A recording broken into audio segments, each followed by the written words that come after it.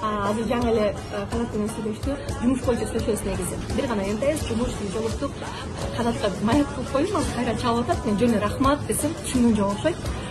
Негизи бул гүлдөр мага деген билик болуп келди. Кимден келгенин билем. Бирок мен азыр Канатты пранкка салган жатам. Канат, кандайсың? Жакшы, өзүң кандай? Жакшы, эмне кылып атасың? Ооба. Мен ошол вообще шок болуп калдым. Вау деп. Туган күнгө анан гүл берип көрүп турсуң го, өлө шокмун. Атканата деп алып келип беришти да. Классные цветы такие. Видеого чыксаң, Смотри, какие классные цветы. Спасибо. Да? Шунча акча куруппой эле койсоң болот. От тебя, да, это? Да, это от меня, конечно.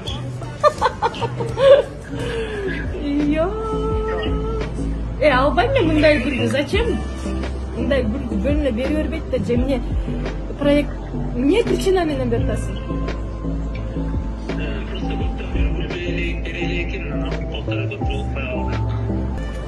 Кайсы цветочный магазинден заказ кылдың эле? Айтсам болбой калдым. Кайсы цветочный магазин? Бактылуу айым деген. Биздин цветочныйдабы? Бейт экен.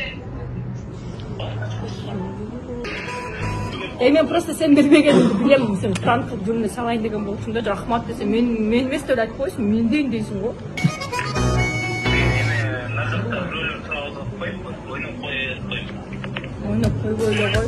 Айтпайсың, мен берген жокмун деп эле. Я антак чувство юморум жок эмес, я понимаю. Ты понимаешь. Мен жезден бар экенин билип туруп андай гүлдү бербейм дейт.